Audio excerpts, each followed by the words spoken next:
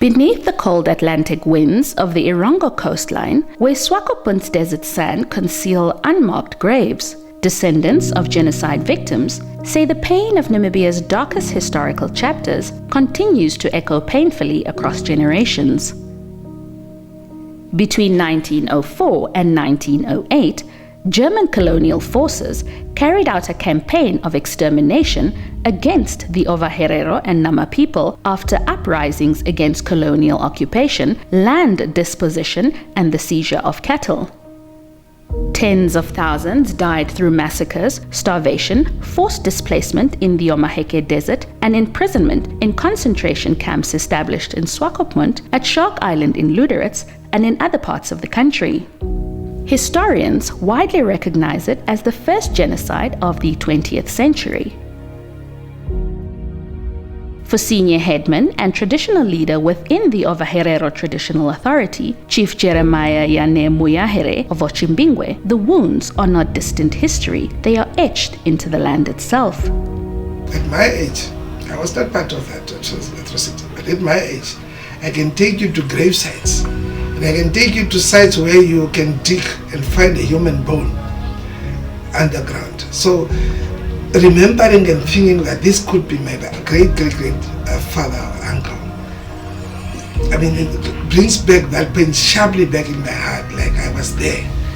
So we need to acknowledge that these communities really went through this, and it is affecting them. Even though they were not present, they are part of the past, and for that matter, this really hurts them.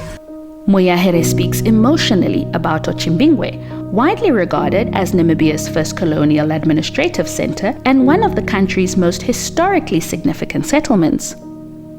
Otjimbingwe was found back in the 18s by there were inhabitants in the area before the traders came. The missionaries came to Otjimbingwe. That was back in the 18th, 17th there. And then this first started with trading. I mean, the British were first among the foreign parties that came to Otjimbingwe.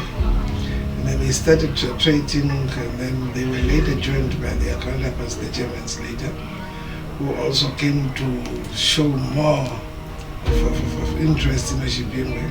Remember, Otjimbingwe by then was now the capital city. There was no other city by then. They called it the capital city by then. But later, it got tough when the Germans now started expanding their interest into capturing people, sending them to concentration camps and stuff. And then remember also at a certain time, which was also a norm within the communities of the blacks back then, there was also here and there clashes between the Heros and the Namas. Most of the intense clashes that they had between these two tribes also have occurred or happened within the Otjimbingwe area. There are various places that one can refer to where they really battled very, very strong. And these battles ended at a place called Garden House, that's now south of Otjimbingwe. The settlement became a major center of missionary education and administration during the 19th century. The Augustinian Seminary and Teacher Training College, founded by Rhenish missionary Carl Hugo Hahn in 1866, began in Otjimbingwe before later moving to Okahanja. The institution became one of the foundations of formal education in Namibia. The Paulineum Theology School also traces its roots to Otjimbingwe, which for decades remained the center for theological training in the country. The missionary school really did a very great job. That's where most of our community members started getting now into various languages, and then also engaging with these now foreign whites, getting to learn new ways of living and stuff. At the center of the settlement still stands the historic Rhenish Missionary Lutheran Church, one of Namibia's oldest churches. constructed between 1865 and 1867 by the Rhenish Mission Society under the direction of missionary Carl Hugo Hahn, the church later became both a spiritual refuge and shelter for terrified residents during violent attacks in the colonial era. According to oral history preserved within the community, frightened residents often fled into the church during periods of conflict, believing its walls would protect them from attacks. But one of the settlement's darkest moments unfolded on a Sunday during the violence that engulfed the area when residents seeking refuge at the church were attacked, resulting in multiple deaths that traumatized the community for generations. Just a few kilometers from the church are the graves of missionaries and colonial administrators. The grave sites where you have the kinds of Hokohan, those who were the first traders and the missionaries, they were buried there. You have also sites of some warriors within the Nama and the Ovaherero communities. Those sites are also visible here. And then you have also some of the commissioners by then who were now in charge as the administrators of the areas. You also observe also some of those graves. Nearby stands the famous Pulvertum. You also have the fort where the Germans used to, which they use as their magazine to keep their ammunition and armor. That building also, it's a bit dilapidated. If you look at the underground structure, because it was made of planks and stuff, it's quite dilapidated and it was also mishandled. You will not find, it's not even advisable for anyone to enter that building any longer now. The thick-walled tower later became part of the German military presence in the settlement and remains one of Otjimbingwe's most recognizable historical structures today. A similar colonial tower still stands in Omaruru, where German forts and lookout posts were used during military campaigns and later during the genocide period as colonial forces tightened their control across central Namibia. Ovaherero also describes how entire communities were uprooted during the genocide, with many survivors fleeing to Botswana, Angola, and South Africa, never to return to their ancestral homes. What was lost through the process a lot, and that's now how we calculate the damage. People have lost their bond with their families, and I can assure you now, the people who fled this war found themselves somewhere else where they cannot even describe how they got there, who they belong to when they have to return to Namibia one day. They will not be able to identify them correctly because they might be now the 16th generation of that atrocity, which will make it difficult for them also to trace back as to which lineage they really belong to. So that is also a massive damage that was done to them. Some, or if not most of them, also have lost their identity, plus also their vernacular. They found themselves in foreign countries talking those languages, not knowing how to get back to their mother tongue. And then people were dispossessed from where they should be. Their properties were taken, their land were taken, even their dignities were also affected. And that's why you will find it that if you happen to find a Herero in Botswana or in South Africa, they fool less Herero than myself because they found themselves there. And they start calculating as to, am I really a Herero, full enough to introduce myself as a Herero? But then he is a Herero or she is a Herero, but it's just because they were displaced to that extent that they don't have that confidence any longer. It's also something that haunts them, and they are living among communities that can identify them proudly and showing themselves as Botswana or Zulu or Xhosa, so without any fear or any doubt. Historian Wahimisa Kapehi, who chairs the Genocide Committee for the Erongo region, echoes many of Ovahero's concerns, saying many Namibians still do not fully understand the scale of the genocide. We have our own word, which is not a genocide, in our culture or in our language, that we are saying Ovita bihena biduko mutima yomuthorondate gwa nyono bandu obita byakachivisho wanga obitu bibina. So it's a war of something that happened just to take all the nation, to wipe out either the kids or either the women or either the men.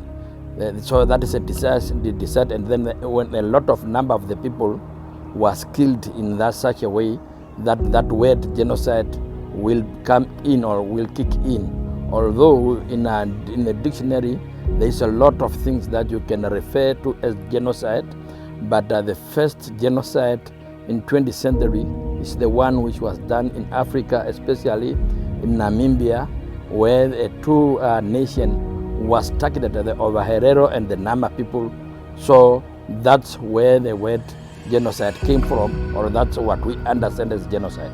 He recounts his own family history, revealing that his mixed German and Ovaherero ancestry traces back to the rape of his great-grandmother during the colonial era. When you see me, I'm light of complexion like this.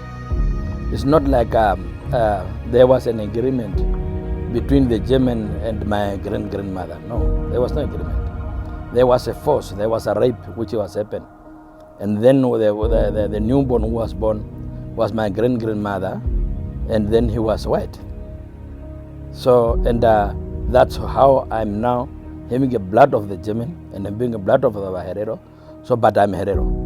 And the German people name, they are our brothers and sisters, even that are here in Namibia. They know that they are the kids of the family, but they don't want to recognize those things. That's the thing. I'm talking about the Germans in Namibia. And even those, the German or the government, the government of Germany, they themselves also, they don't recognize even any single to support their own kids. You will never take the blood of von Beitlich out of me. I have that blood. But it's a trauma that now, relating to that, my grandmother was raped to give birth, and then these people, they don't focus, they don't see this, that there is a community linked to their bloodline. So we have those things. And you know, I'm talking about my grandfather and grandmother. Then now we are coming to my kids.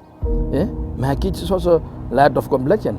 And my kids going to school. Some of them, they even when we were kids, when we were in school, we were like, and these white people must go, we don't want them. So the bully is also still there among ourselves.